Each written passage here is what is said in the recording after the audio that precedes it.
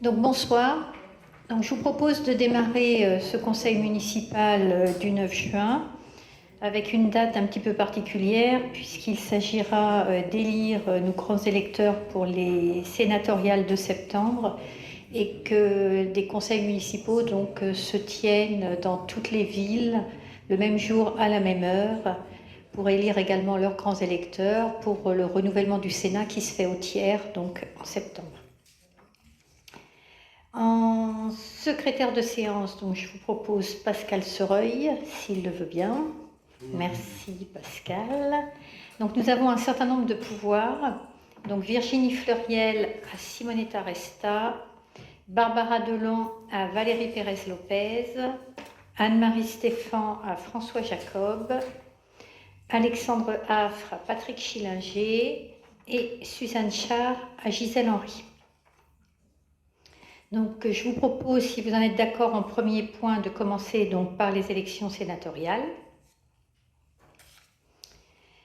Alors, j'ouvre donc la séance selon l'article L2122-17 du CGCT. Monsieur Pascal Sereuil a été désigné en qualité de secrétaire par le conseil municipal. Je dois procéder à l'appel nominal des membres du conseil et les dénombrer. Donc nous sommes 2, 4, 6, 8, 10, 12, 14, 16, 18, 20, 22. Tout le monde est d'accord? Les noms, c'est bon? Vous m'autorisez à ne pas faire l'appel? Parfait. Donc je dois vous rappeler qu'en application de l'article R133 du Code électoral, le bureau électoral est présidé par le maire et comprend les 2 conseillers municipaux les plus âgés, qui sont, merci Régis, merci Patrick, et également les 2 conseillers municipaux les plus jeunes. Alors, je sais qu'il y a Mathieu, et oui, c'est pour ça que tu as ton petit biberon en thermos à côté, et le deuxième, le plus jeune, Monsieur Romero, absolument, Monsieur Romero. Voilà. Allez-y. Voilà, donc les 2 plus jeunes. Alors, je vous invite donc maintenant à procéder à l'élection des délégués et de leurs suppléants en vue de l'élection des sénateurs. Il est rappelé donc que les délégués ou délégués supplémentaires et leurs suppléants sont élus sur la même liste, sans à la représentation proportionnelle, suivant la règle de la plus forte moyenne, sans panachage ni vote préférentiel.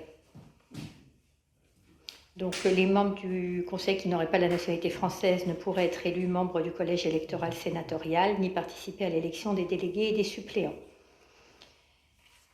Voilà.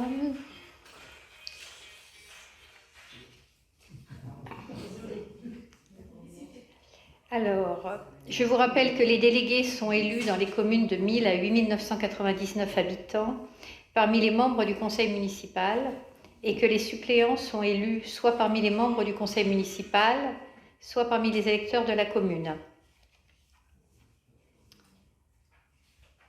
Dans notre cas, donc selon un certain nombre d'articles du Code électoral, le conseil municipal doit élire 29 délégués et 8 suppléants. Les candidats peuvent se présenter soit sur une liste comportant autant de noms qu'il y a de délégués et de suppléants à élire, soit sur une liste incomplète. Chaque liste de candidats aux fonctions de délégués et de suppléants est composée alternativement d'un candidat de chaque sexe. Donc je constate qu'a priori nous n'avons qu'une seule liste. Est-ce qu'on est bien d'accord? D'accord, donc vous avez une liste qui est présentée par moi-même. Un exemplaire donc, de chaque liste sera joint au procès-verbal, ok.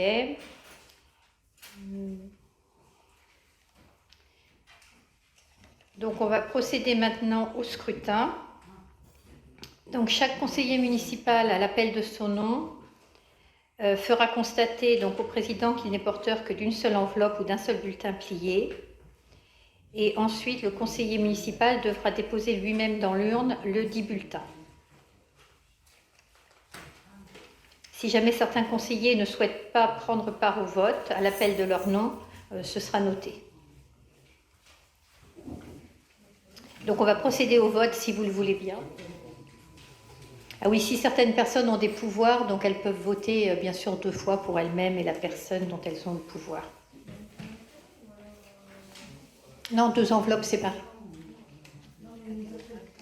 Oui, on vous appellera 2 fois, donc je vais prendre la liste des pouvoirs avec moi. Monsieur Romero, puisque vous êtes jeune et en forme, est-ce que vous voulez bien? Vous êtes le plus près de l'accès à l'urne, si vous en êtes d'accord. Je vous propose de passer. Et puis je vais indiquer les noms au fur et à mesure. On va commencer par Monsieur Eddy Sétian.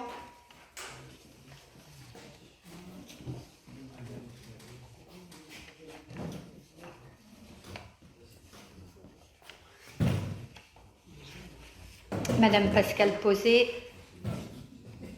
Monsieur François Curuchet. Monsieur Claude Robert. Valérie Pérez Lopez pour elle-même et pour Madame Delon. Madame Simonetta Resta pour elle-même et pour Madame Fleuriel. Monsieur Patrick Guérin. Gisèle Henry pour elle-même et Suzanne Char. Patrick Schillinger pour lui-même et Alexandre Affre. Véronique Flamand.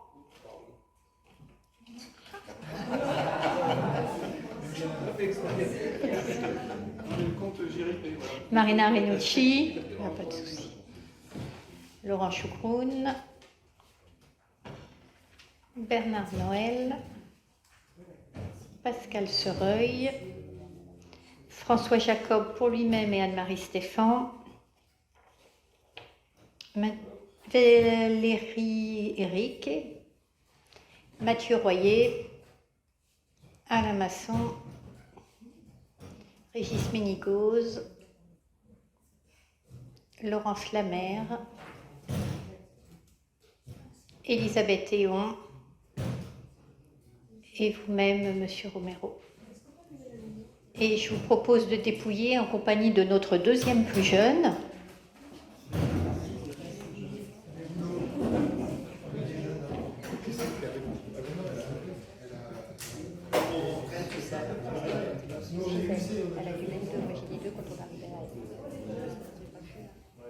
On est bon là? Donc au total, on va en avoir 27, c'est ça? Est-ce que c'est filmé? Oui. Non, c'était bien. De l'autre. Oui, il faut les compter avant si ça ne vous embête pas. Il faudrait compter les enveloppes.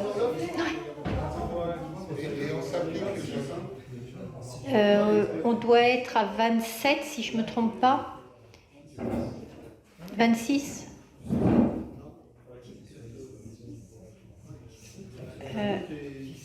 Oui, c'est ça. Donc pour moi, on doit être à 27 normalement.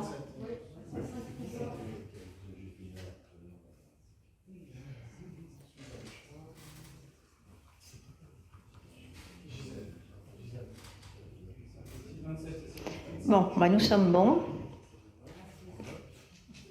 Donc 27 votes.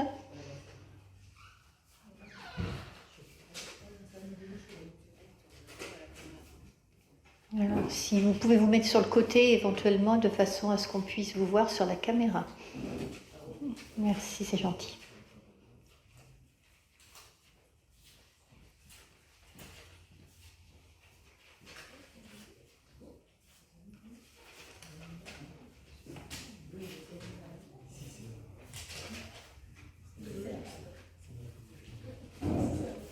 Alors, après le vote du dernier conseiller, je dois déclarer le scrutin clos. Voilà, c'est clos. Et on procède au dépouillement.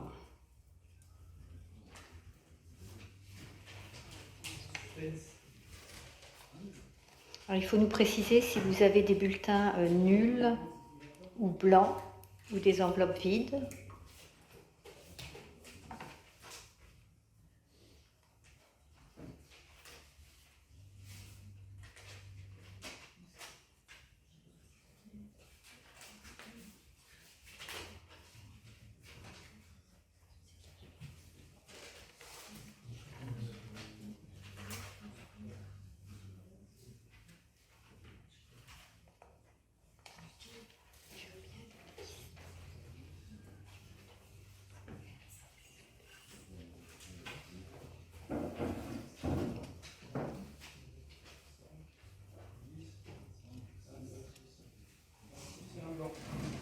donc 26 élus sur... Alors attendez, l'ensemble des conseillers municipaux, donc les 29 conseillers municipaux sont forcément électeurs, et pour les suppléants, donc ce sont les 8 candidats présentés, donc élus par 26 voix et un bulletin blanc.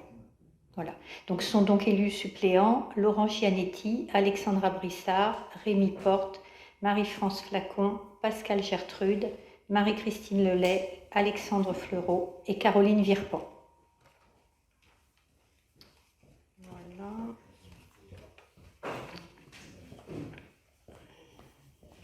Ouais, pour nous, il n'y a pas de répartition ou autre, donc je pense que c'est terminé. Donc j'ai bien programmé le nom des élus délégués et suppléants.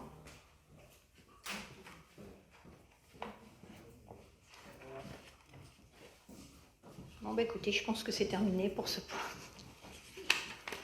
La procédure est respectée. Bon, peut-être l'urne par terre.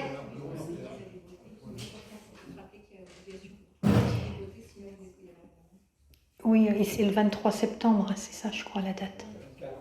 Je ne sais plus.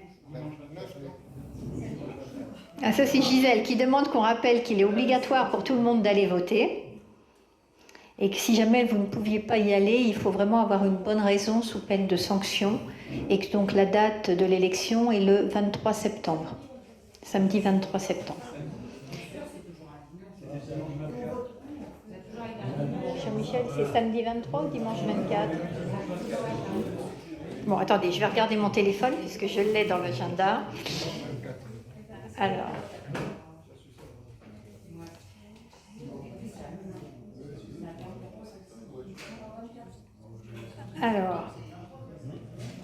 c'est donc le dimanche 24 septembre à Melun. Ok. On va donc passer au point suivant, qui est le compte-rendu du conseil municipal du 20 mars. Est-ce que quelqu'un souhaite apporter une remarque sur ce compte-rendu? Non, s'il n'y a pas de remarque, il est adopté à l'unanimité. Je vais laisser Laurent présenter le point suivant, donc concernant une reprise de concession. Oui, bonsoir. Donc, Madame Bauderiou a demandé en décembre 2020 une concession trentenaire pleine terre de 2 places pour un montant de 450 €. Cette personne a changé d'avis et souhaiterait ultérieurement réserver une caverne. Il est proposé de reprendre cette concession pleine terre au prorata temporis et procéder au remboursement partiel, à savoir durée de la concession 360 mois, durée écoulée 31 mois, donc 450 moins le temps écoulé, on aurait 411,25 € à rembourser. Si vous en êtes d'accord.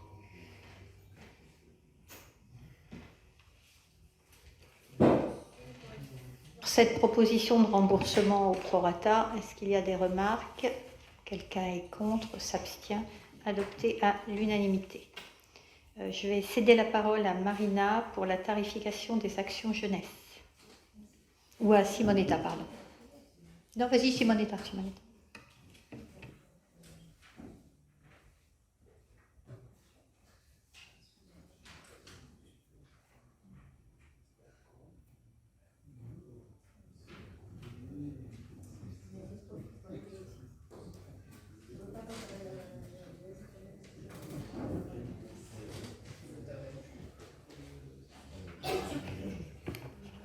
Bonsoir.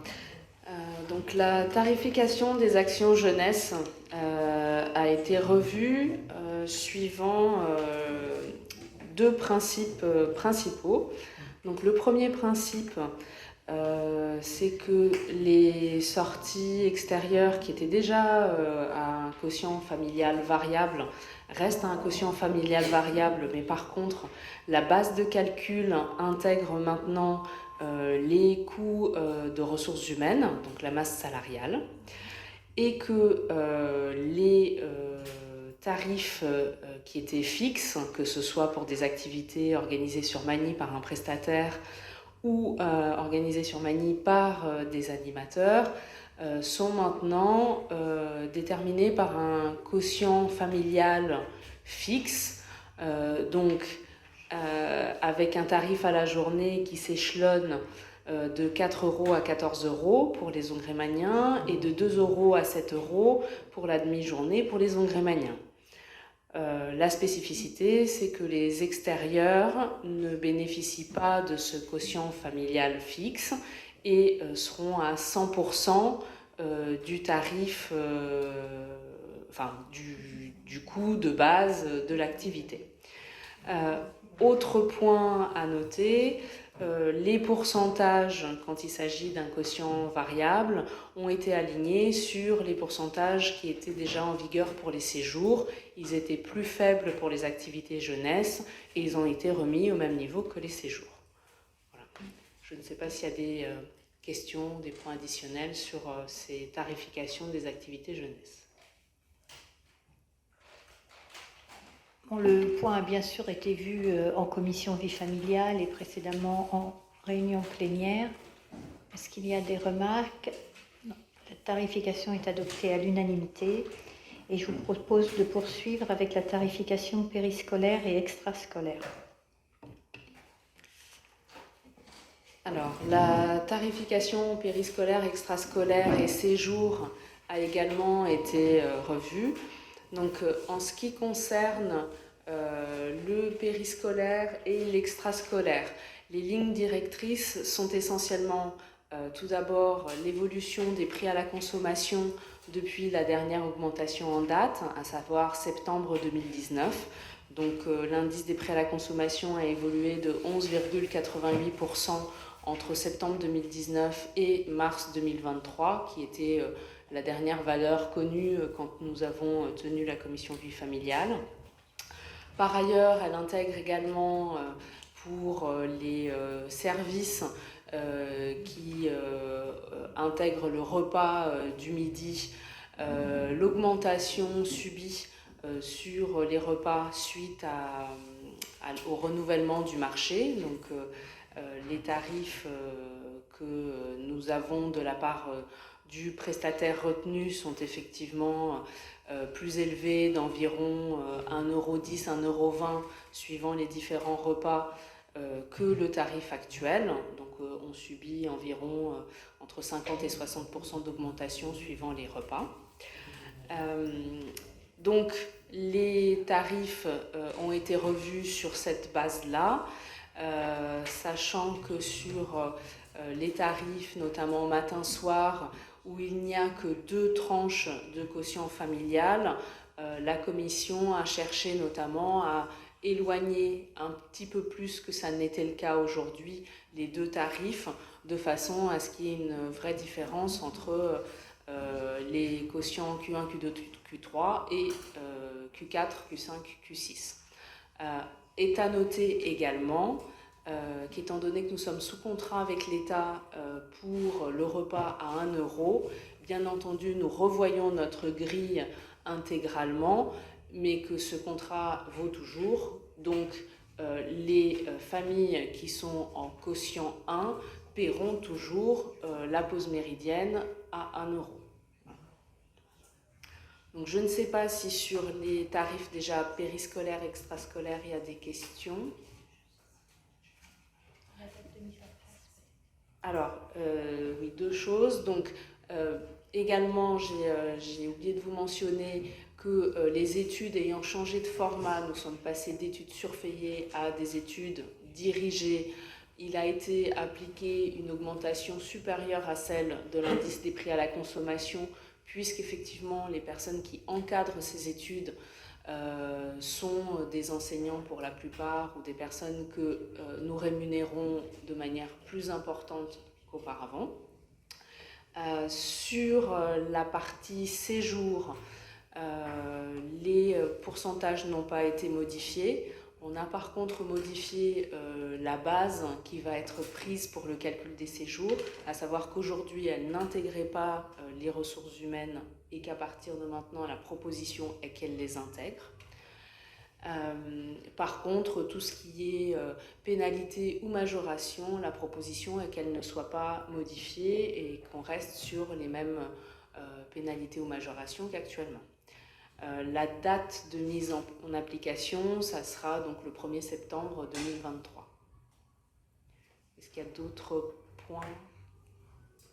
Oui, concernant le prix des repas, il a très fortement augmenté et cette hausse de prix n'est pas répercutée entièrement aux familles. C'est à peu près pour 50% d'après ce qu'on avait vu. C'est bien ça.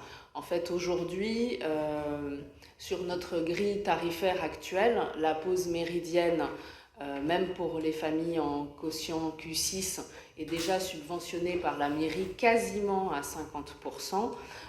Donc la discussion que nous avons eue en commission sur ce point-là était que l'augmentation subie par la commune de la part du prestataire de restauration ne soit répercutée aussi qu'à 50% sur les familles.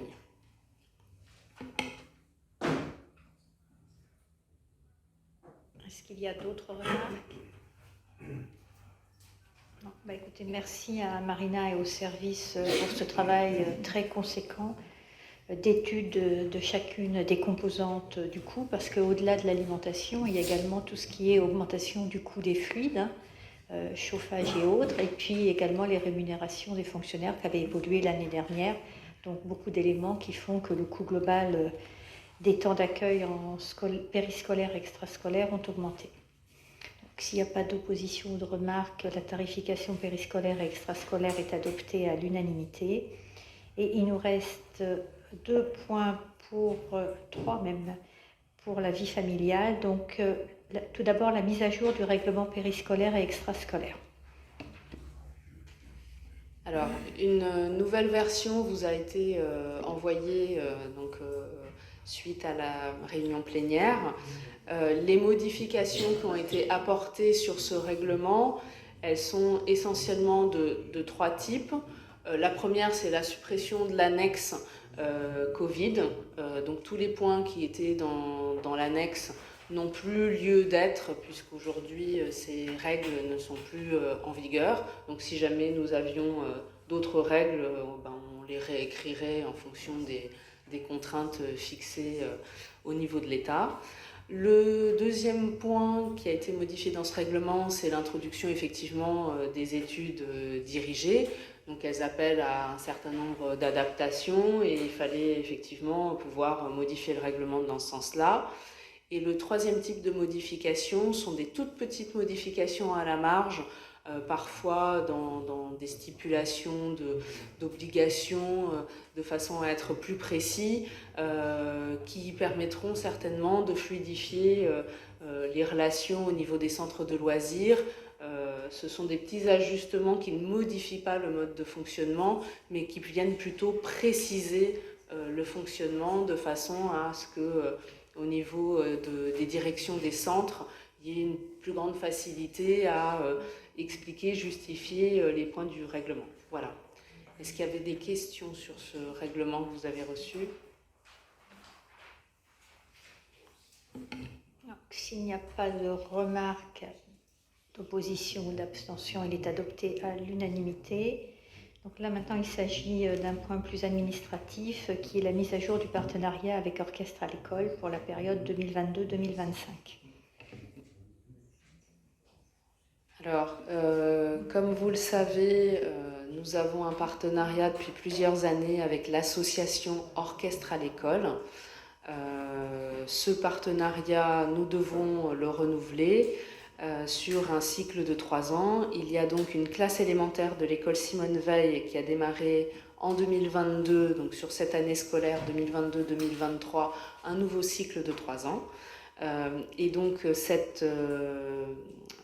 ce partenariat est à confirmer jusqu'en 2025 pour cette classe-là.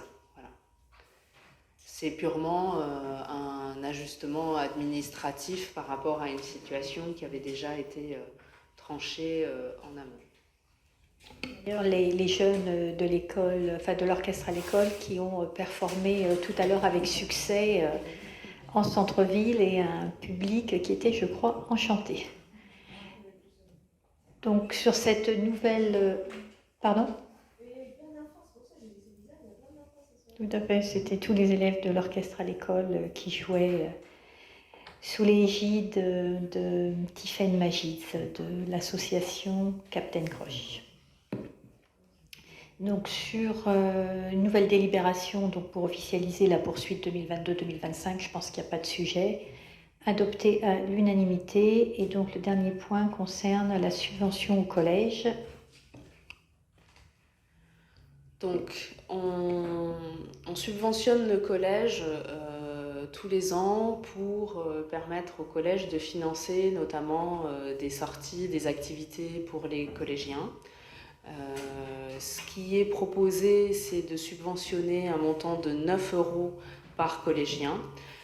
Il y avait effectivement à la rentrée 674 élèves au collège Jacqueline de Romilly et cela représentera un montant de 6 066 € pour la subvention. Je précise que nous avons reçu de la part du collège une liste très très détaillée de l'ensemble des sorties. Et pour chaque sortie, la répartition du budget qui permet de soutenir cette sortie, que ce soit budget famille, budget du foyer socio-éducatif ou budget mairie, et que nous avons donc une vision détaillée sur ce à quoi seront employés les 6 000 €, enfin 6 066 € en question. Voilà. Je ne sais pas s'il y a des questions. Sur le vote de la subvention, est-ce qu'il y a des remarques? Non. Adopté à l'unanimité. Merci Marina pour tous ces sujets. Donc nous allons maintenant passer au point financier avec Gisèle pour l'approbation du compte de gestion. Oui, bonsoir. Donc nous, sur 2022, nous n'étions pas encore en M57, donc nous avons toujours un compte de gestion et un compte administratif. Il se trouve que le trésorier se doit, avant le 1er juin de l'année qui suit l'exercice, établir un compte de gestion qui retrace ses opérations budgétaires en dépenses et en recettes, selon une présentation analogue au compte administratif. Ce compte de gestion est soumis au vote de l'Assemblée délibérante qui peut constater ainsi la stricte concordance entre le compte de gestion et le compte administratif. Donc nous avons en recettes sur le fonctionnement 11 074 498,04 €. En dépenses, toujours en fonctionnement, 10 809 261,43 €, ce qui nous donne un résultat brut 2022 de 265 236,61 €. Quand on l'ajoute au report des résultats intérieurs de 2 193 058,34 €, ça nous donne un résultat de clôture de 2 458 294,95 € pour le fonctionnement. En investissement, en recettes, nous avons 1 833 653,06 €. En dépenses, 1 668 172,26 €, soit un résultat brut de 165 480,80 €.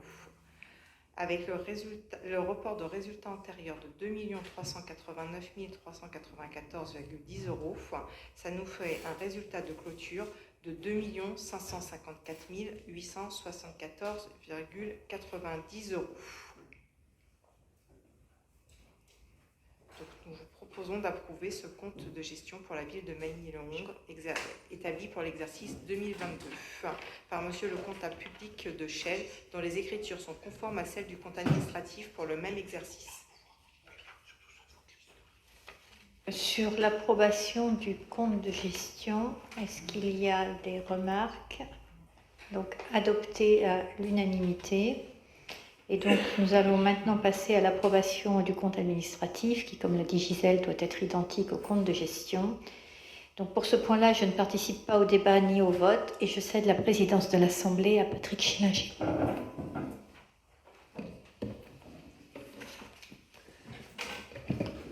Eh bien, je cède donc la parole à Gisèle Henry pour l'approbation du compte administratif.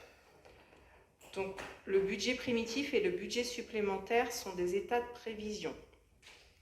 Il est nécessaire ensuite de constater comment et dans quelle mesure ces prévisions ont été concrétisées. Cette constatation se fait au travers du compte administratif. Donc, comme pour le compte de gestion, nous avons exactement les mêmes montants. En fonctionnement, en recettes, 11 074 498,04 euros. En dépenses, 10 809 261,43 euros. Un résultat brut de 265 236,61 euros, qui, ajouté au report des résultats antérieurs de 2 193 058,34 euros, nous donne un résultat de clôture de 2 458 294,95 euros. En investissement, nous avons en recette 1 833 653,06 euros. En dépenses, 1 668 172,26 euros. Un résultat brut donc de 165 480,80 euros, ajouté au rapport des résultats antérieurs de 2 389 394,10 euros, soit un résultat de clôture de 2 554 874,90 euros. Merci Gisèle. On peut procéder au vote s'il n'y a pas de questions. Donc, est-ce qu'il y a une abstention? Vote contre, donc adopté à l'unanimité. Merci.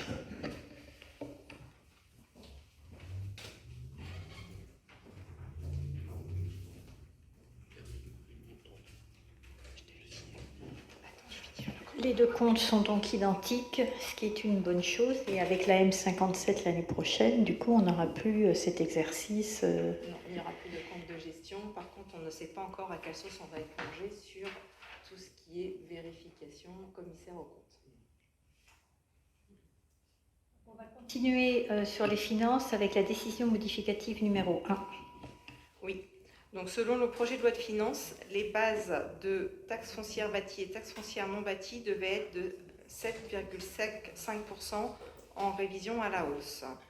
Finalement, seuls les locaux à usage d'habitation et les établissements industriels créés ou acquis depuis moins de 2 ans ont bénéficié de cette revalorisation, et pour 7,1%. Donc, ce qui nous donne en contribution directe sur la taxe d'habitation, taxe foncière, moins 172 260 euros, bien que nous ayons bénéficié d'une allocation compensatrice au titre des exonérations de taxes foncières de plus 393 euros. Ça nous fait un résultat négatif de moins 171 867 euros. Donc, nous vous proposons d'adopter les inscriptions par chapitre tracées dans le document budgétaire joint à hauteur de 171 867 euros. Juste pour bien préciser, au niveau des termes, c'est simplement l'estimation que nous avions faite des recettes de fonctionnement qui était basée sur l'augmentation des bases de la taxe foncière, sur l'ensemble de l'économique et de l'habitat. Mais comme finalement il n'y a que l'habitat qui est augmenté, l'économique est à zéro, donc notre estimation doit être révisée à hauteur des montants qu'a indiqué Gisèle. Donc un prévisionnel de recettes qui est moindre que ce que nous avions prévu au budget. Sur ce point, est-ce qu'il y a des remarques? De toute façon, c'est un constat, donc je pense qu'on ne peut que l'approuver à l'unanimité. Merci. On continue pour un dernier point finance sur la fongibilité des crédits. Oui, donc quand on a proposé de passer à la M57 sur 2023, vous avez expliqué dans les différences par rapport à l'état précédent qu'une des nouveautés, c'était la fongibilité des crédits. Donc, on va vous proposer d'autoriser Madame le maire à procéder à des mouvements de crédit entre chapitres dans la limite de 7,5% des dépenses réelles de chacune des sections et à l'exclusion des crédits relatifs aux dépenses de personnel, ce qui nous est permis par la M57.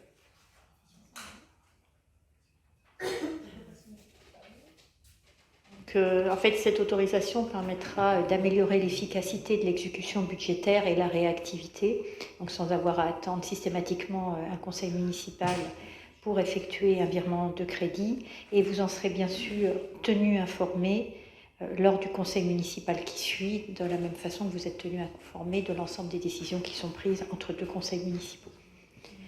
Donc, concernant cette autorisation donc pour la fongibilité des crédits, est-ce qu'il y a des remarques, questions?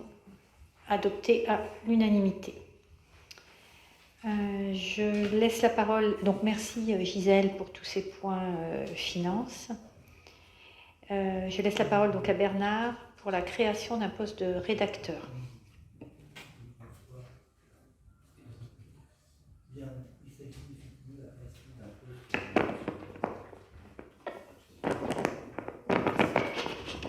Il s'agit de la création d'un poste de rédacteur. Notre direction des finances a été restructurée. Nous devons recruter un agent expérimenté en finances locales.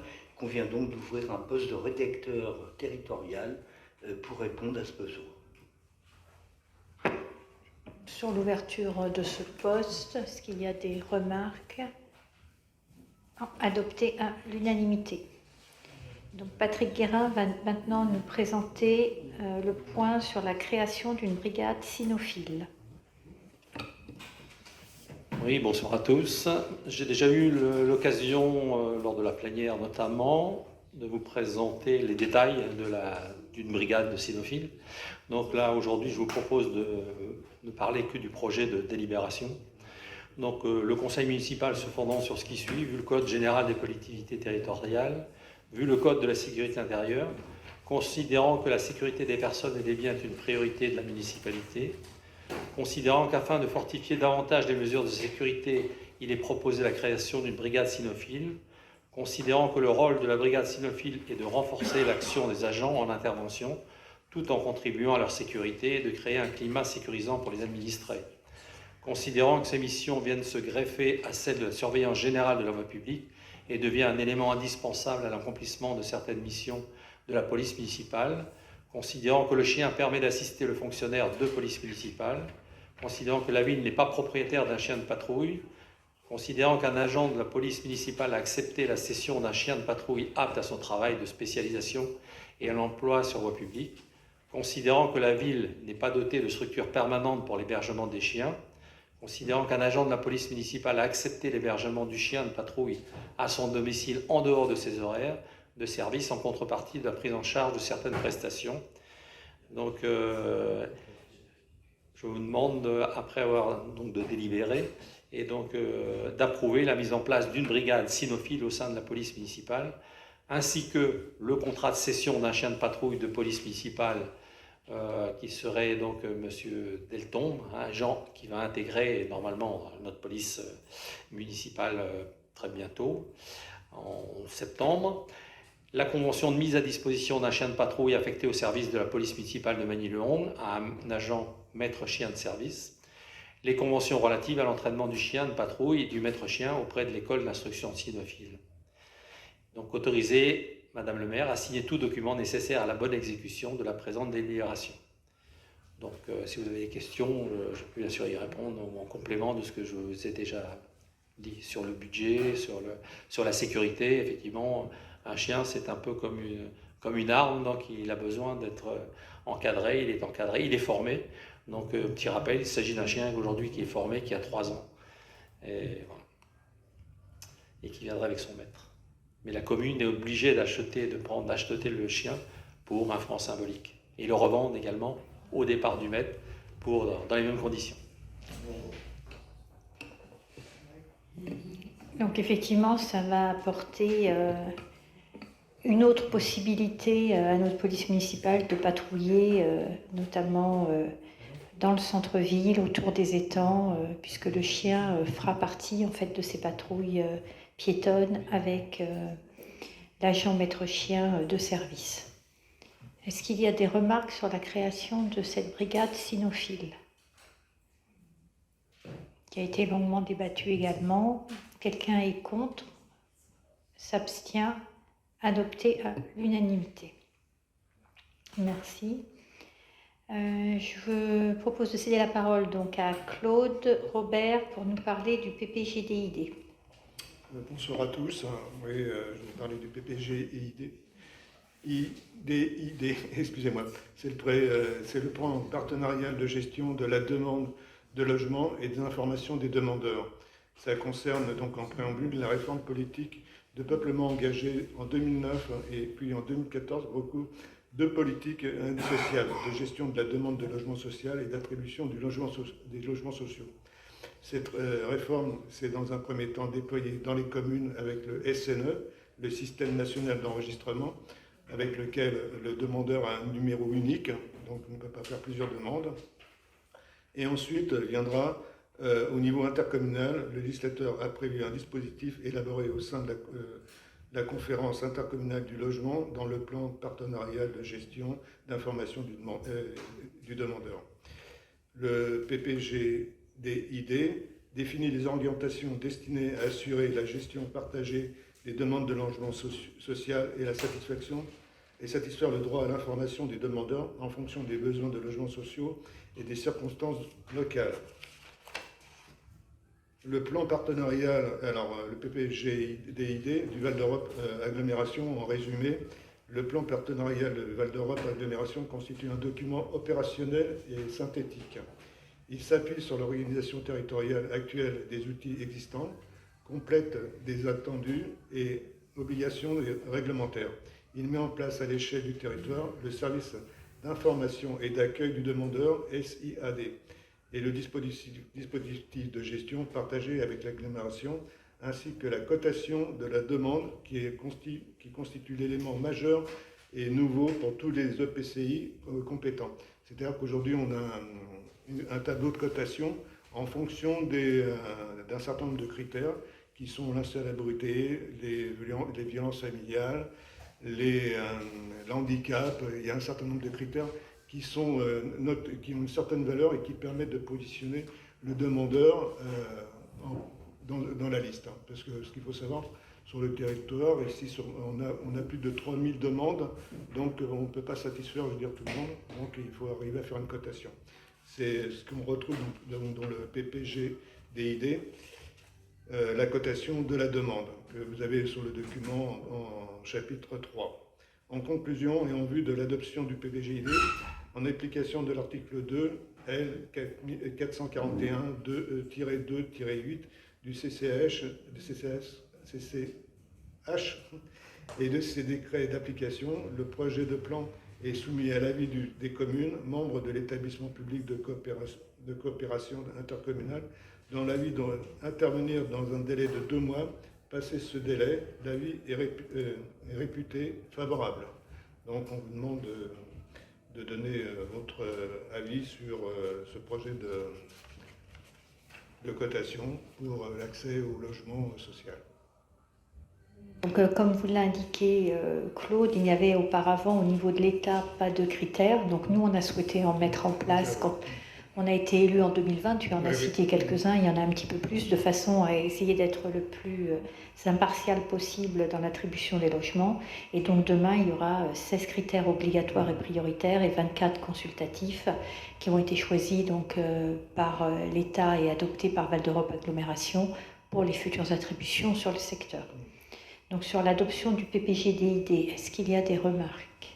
Quelqu'un est contre? S'abstient? Adopté à l'unanimité. Nous allons maintenant parler avec Patrick Guérin du PADD. Le PADD, plan d'aménagement et de développement durable, je vous en ai également parlé en plénière. Je vous ai envoyé à tous un PowerPoint qui est assez conséquent. Donc je vous rappelle, je reviendrai après si vous avez des questions. Donc le débat doit avoir lieu au plus tard 2 mois avant l'arrêt du projet de PLUI. Il a lieu au sein des conseils municipaux de toutes les communes de Val d'Europe Agglomération, dont la nôtre ce soir, et du conseil communautaire. Le débat pour le conseil communautaire se fera en septembre. Ce débat porte sur les orientations générales du projet d'aménagement et de développement durable. Il s'agit de prendre acte de la tenue d'un débat sans vote. La tenue de ce débat est formalisée dans une délibération.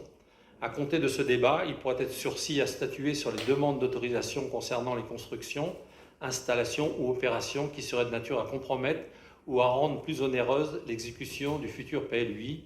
Le sursis à statuer ne peut excéder 2 ans. Donc, petit rappel, le PADD est structuré autour de 6 axes principaux. Renforcer l'identité du territoire par un développement équilibré, prendre en compte la transition écologique valorisant la trame verte et bleue et le cadre de vie, conforter la dynamique économique du territoire et préserver le commerce des centres-bourgs de proximité, renforcer une attractivité résidentielle pour tous, améliorer l'offre de mobilité et l'armature d'équipement, et l'objectif de consommation d'espace. Donc voilà ce qu'il en est pour le PADD. Donc si vous avez le temps de lire le PowerPoint.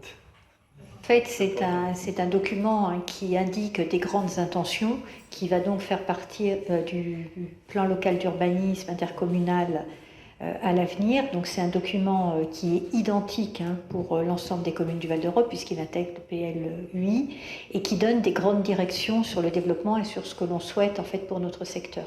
Donc là, on le présente assez brièvement, mais en fait, il a fait l'objet de nombreuses demi-journées de réunions à Val-d'Europe Agglomération pour définir les axes principaux et ce que nous souhaitons pour notre secteur. Voilà, donc sur le vote du PADD tel qu'il vous est présenté, est-ce qu'il y a des remarques? Abstention?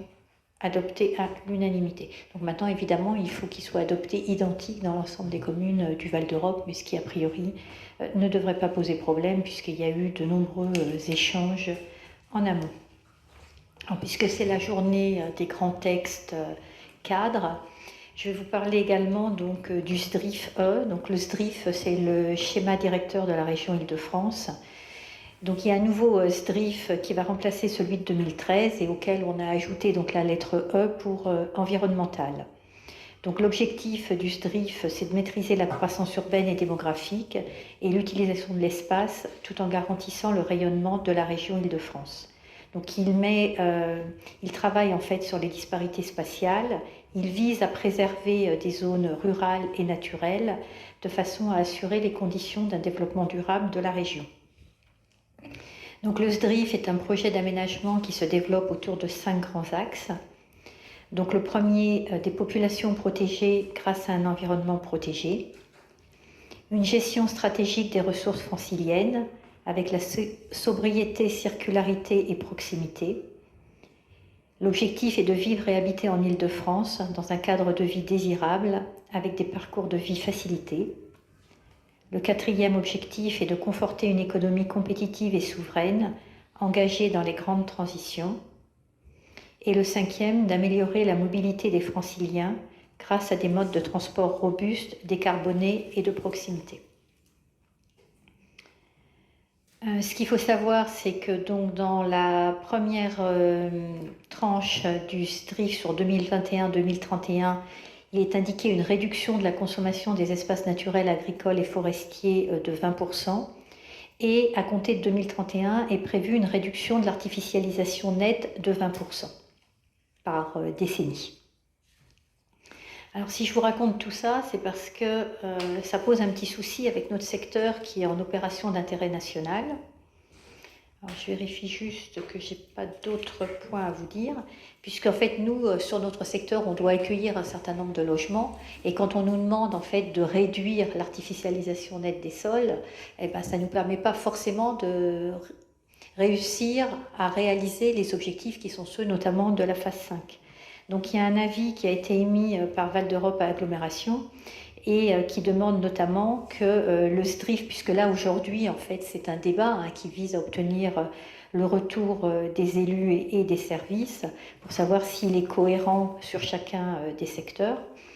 Donc le retour que nous avons de façon globale au niveau de Val-d'Europe, c'est que le SDRIF doit permettre de traduire et de rendre possible les objectifs de l'État dans les documents d'urbanisme locaux pour les territoires donc situés en OIN.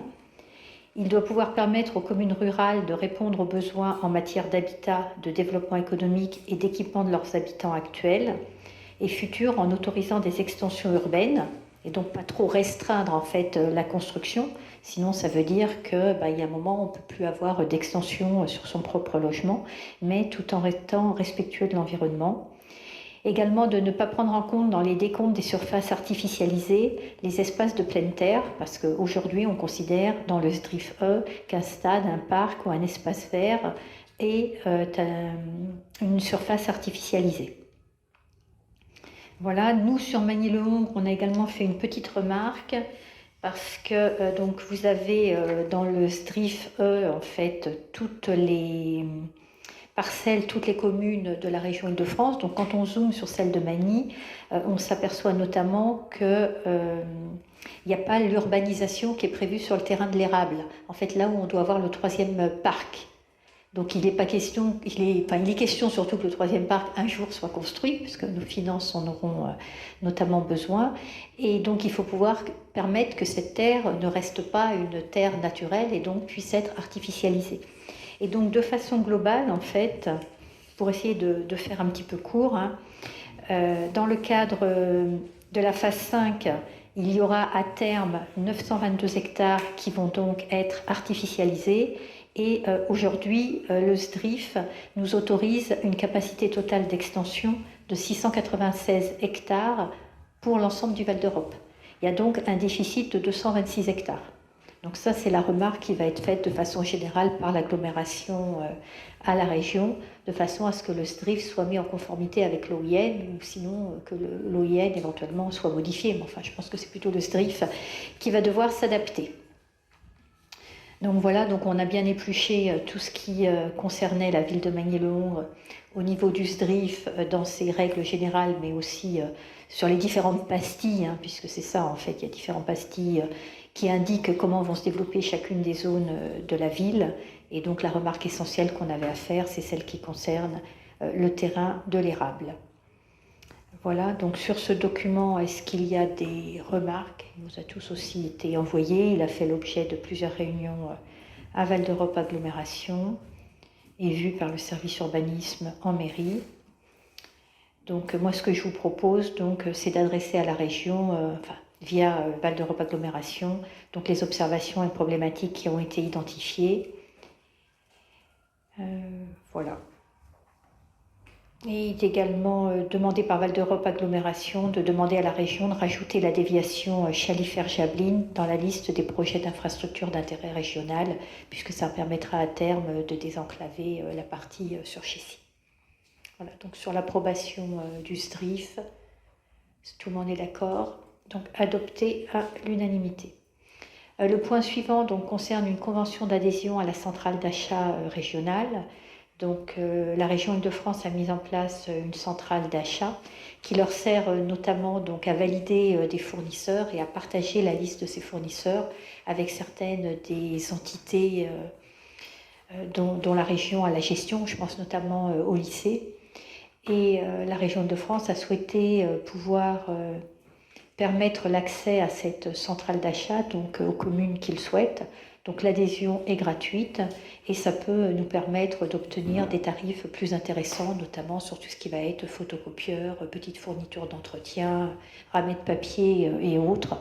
Et donc ce sera la possibilité pour nous de demander un avis et puis de faire une mise en concurrence, puisque je vous rappelle que tous les achats de la ville passent soit par des marchés publics en fonction du montant, soit par une mise en concurrence d'au moins 3 devis. Donc sur cette adhésion gratuite, est-ce qu'il y a des remarques? Est-ce que la convention a une durée limitée? Elle est renouvelable? Comment ça se passe? Alors, je n'ai pas la réponse exacte à ta question, mais a priori, il n'y a pas de limite dans le temps. D'accord. Mais on peut s'en tirer, c'est pareil. Ah oui, on pourra se retirer aussi facilement qu'on y adhère. Et on n'a pas non plus l'obligation d'acheter de toute façon. Ça sera l'occasion d'avoir une mise en concurrence supplémentaire, absolument. Mais pour pouvoir bénéficier et demander les services, en fait, et bénéficier éventuellement des produits proposés, il faut adhérer, donc c'est ce qui vous est proposé. Donc sur cette adhésion, adoptée à l'unanimité. Donc vous avez ensuite un certain nombre de décisions donc, que l'on avait énumérées en réunion préparatoire, donc, qui concernent essentiellement des marchés de maintenance et également de passation de contrats pour différentes représentations musicales, notamment dans le cadre de l'événement des magnitudes, donc, qui va avoir lieu prochainement avec donc, de nombreux concerts, donc les 23 et 24 juin. Le point suivant, donc là il suffit de prendre acte du tableau des décisions. Donc le point suivant concerne la journée du développement durable et qui comprendra notamment la mise à disposition de 50 composteurs à des habitants. François.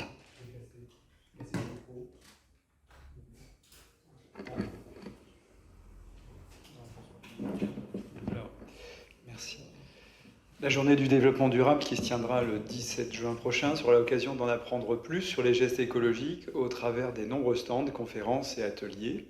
La commune a acheté à cet effet 50 composteurs et les composteurs ont été fournis par le SMITOM. La participation financière a été de 12 € pour VEA, 10 € pour Manille-Hongre. Le SMITOM prend à sa charge 19,86 € sur le prix hors taxe du composteur et 2,11 € pour le bioseau et la documentation. Le descriptif technique du composteur, il a une forme carrée, il pèse 16,5 kg, il est fait en plastique recyclé pour 100%. Sa capacité utile maximum est 394 litres, avec des dimensions de 94,6 x 80 x 80 cm. Les administrés devront préalablement s'être inscrits en mairie pour bénéficier d'un composteur, avec une urne qui est disponible à l'accueil. Il faut bien entendu prouver qu'on est engrémanien par un justificatif de domicile et une pièce d'identité pour récupérer le composteur samedi 17 prochain.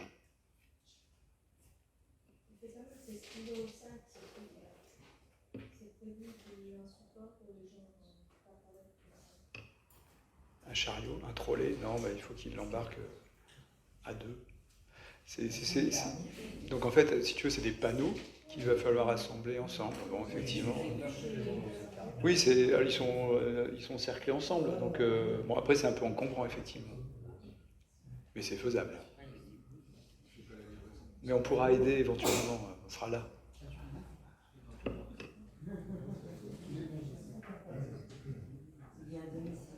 Non, une très belle démarche et une très belle journée en perspective, parce que je crois qu'il y a eu un travail assez conséquent depuis plusieurs mois pour l'organiser, et normalement ça devrait être un très très bel événement. Donc sur la prise en charge à hauteur de 500 € pour les 50 composteurs offerts, est-ce qu'il y a des remarques ?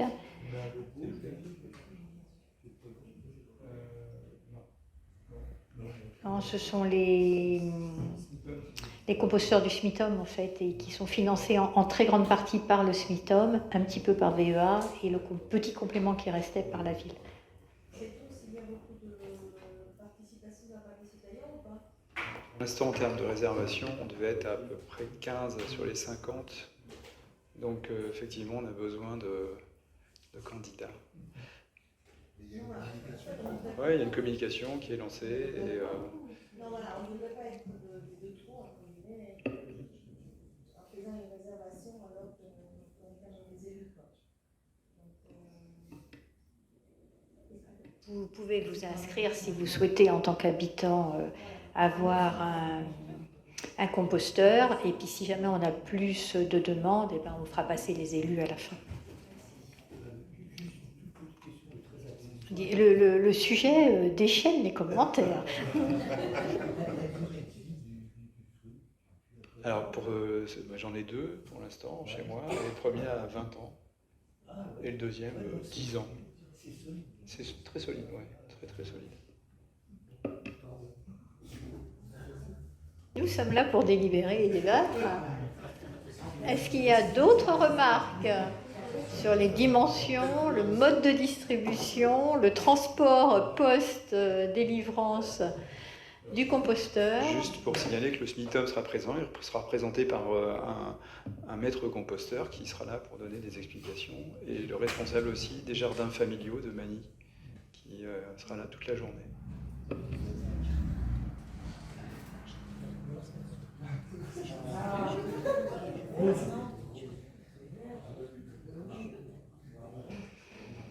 J'espère qu'ils sont en matériaux naturels quand même. Voilà, plastique 100% recyclé. Pour la couleur, vous aurez la surprise de le découvrir. Donc sur cette participation à hauteur de 500 €, je pense que tout le monde est d'accord. Et je voulais rajouter quelque chose, mais ça va me revenir après. Donc nous allons parler des demandes. Oui, j'ai dit que c'était adopté, non, les 500 €? Non, bon, donc c'est adopté à l'unanimité. Demande de subvention annuelle pour les magnitudes auprès de Val d'Europe Agglomération, donc sur la partie culture, Laurent. Val d'Europe Agglomération réitère sa proposition de convention de soutien aux communes de l'agglomération pour l'organisation de manifestations et actions de communication. Cette convention d'une durée de 2 ans donne lieu à une subvention de 5 000 € annuelle qui est utilisée par la ville de Magny-le-Honde pour l'organisation de le Festival des Magnitudes afin d'amortir un petit peu les frais artistiques et de communication. Donc je ne pense pas que vous serez contre la demande d'une subvention. Adopté à l'unanimité. Et à nouveau, donc, une demande de participation pour le soutien de la musique classique auprès de Val d'Europe Agglomération. Alors, dans la suite logique, Val d'Europe Agglomération réitère aussi sa proposition de convention de soutien au développement de la musique classique sur Val d'Europe pour l'année 2023, l'objectif étant de soutenir le développement de la musique classique sur le territoire à l'attention des Val-Européens. Cette subvention sera accordée une fois par an lors de la programmation d'un concert de musique classique par la commune, avec comme prestataire l'association Excel Art. Ce concert a eu lieu samedi dernier, donc il s'agit juste de récupérer les sommes qui vont être versées à Excel Art. Le montant, c'est 3 000 ou 5 000 €? Non, la subvention fait 5 000 €, mais nous, on a eu un concert pour une somme de 3 500 €, donc on récupérera quasiment la totalité. Bon, je pense que pour ces demandes de participation, il n'y a pas de sujet. Oui, ce que je voulais vous dire tout à l'heure, là, quand on parlait de la journée développement durable et des jardins familiaux, donc, dont le président sera présent le 17 juin, c'est qu'également il y a une porte ouverte des jardins familiaux qui est prévue donc, le 1er juillet. Oui, comme à l'accoutumée, donc les jardiniers vont se donner beaucoup de mal pour vous accueillir et avoir des jardins magnifiques rue du Bois de la Garenne. Il y a 27 locataires pour mémoire qui vous accueilleront le 1er juillet de 9h à midi. Un petit concours sera de nouveau organisé pour y participer et puis un verre sera offert pour partager un moment de convivialité. Donc n'hésitez pas à venir, c'est un grand moment de détente. Merci Patrick. Avant de conclure, je voulais également vous informer donc, que nous avons reçu un certain nombre de subventions. Donc, on en avait reçu 3 de la région, je vous en avais parlé la dernière fois et on aura l'occasion de revenir dessus. Mais on a appris là, ces dernières semaines que nous avons donc, au niveau de la DESIL, donc de l'État, obtenu 37 691 € pour le projet de changement de chaudière à l'école des Semailles, ce qui représente 50% du montant total. Et au-delà de la DESIL, pour ce projet-là, on aura également donc, des certificats d'économie d'énergie, ce qui fait qu'on va être subventionné à 70-80%, en fait, ce qui est quasiment le maximum. Nous avons également obtenu une réponse positive au titre du Fonds vert pour le programme 2023 de remplacement de l'éclairage public en LED, donc à hauteur de 39 997 €, ce qui représente 60% donc, du montant de la dépense prévue. Et on vient également d'être informé, donc on avait une réponse positive de la région donc, sur ce même projet, ce qui fait qu'on va atteindre également les 80%, donc taux maximal de subvention. Et enfin, donc, sur la partie sécurité, donc, on a obtenu du conseil départemental 77 15 870 € pour la phase 1 de vidéoprotection et 16 958 € pour l'acquisition d'un nouveau véhicule électrique de la police municipale. Donc des demandes de subventions qui ont bien abouti. Et effectivement, quand on regarde en fait l'évolution des dépenses et recettes par rapport au budget prévisionnel, donc on voit qu'au niveau des dépenses, on suit bien, on est à peu près à 40%, ce qui correspond aux 5 mois écoulés. Par contre, au niveau des recettes, on est, si ce n'est la taxe foncière dont on parlait tout à l'heure, on est bien au-delà, on est déjà souvent au-delà des 100% du prévisionnel, donc c'est plutôt une bonne chose. Et on continuera donc pour l'ensemble des projets en investissement à ne les réaliser qu'à partir du moment où on aura obtenu les subventions. Donc voilà, c'est tout ce que j'avais à vous dire pour ce conseil municipal. Simonetta. Merci, je voulais juste rajouter un petit détail. Donc samedi 17 à 11h, il y a l'inauguration de la tyrolienne par le conseiller des jeunes. Et M. Descrouet sera là. Donc ce sera une cérémonie en honneur de cette attraction, si vous voulez, ce jeu qui est fait pour les ados, pour l'adolescence. C'est le début de l'histoire de l'aménagement du logis. Et donc voilà, ça sera, si vous voulez ou souhaitez venir avec la famille, vous serez bienvenus. Merci. Donc il est 21h45 et le conseil municipal est clos. Je vous remercie toutes et tous.